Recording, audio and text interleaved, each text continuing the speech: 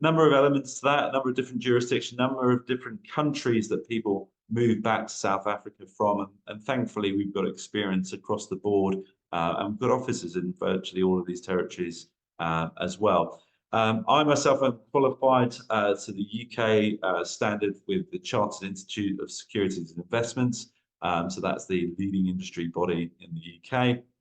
And also qualified to provide financial advice here in South Africa. So, able to provide experience from abroad, but also the financial regulations requirement is met here where the advice is often provided.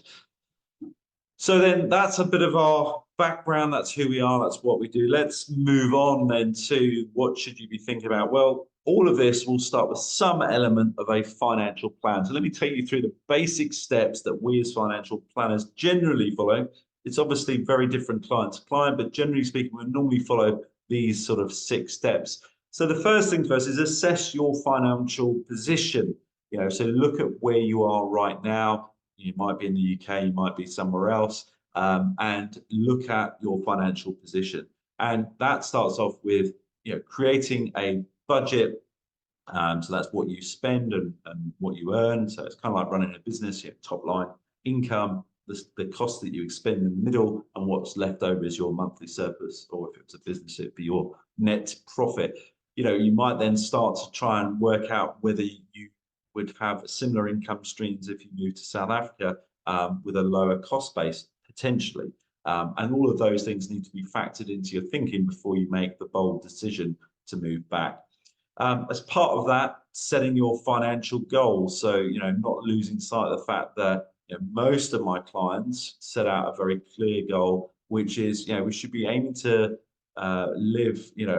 work not because we have to, but because we want to. So true financial independence is something that a lot of people aspire for, but don't actually achieve.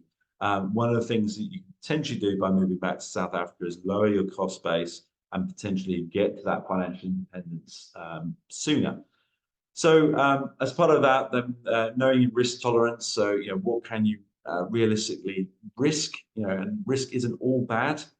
So just to be clear on that. Sometimes the biggest risk is no risk at all, longer term.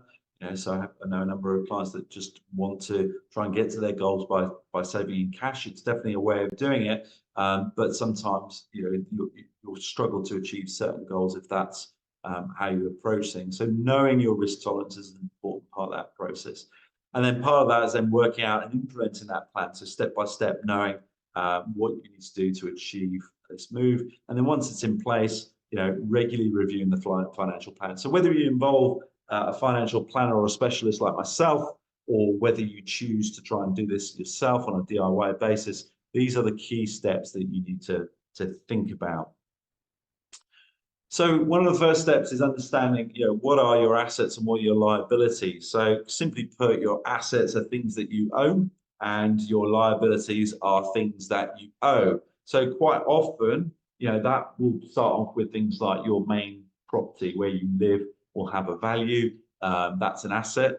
You've probably got a mortgage on it. That's a liability. So if you were to sell it tomorrow, you're going to have hopefully some money left over, what we would call the equity in the property after, costs of sale, things like estate agents' bills and capital gains tax if it's an investment property could apply, all those kind of things. So that's an example of an asset and a liability. You might have things like cash in the bank.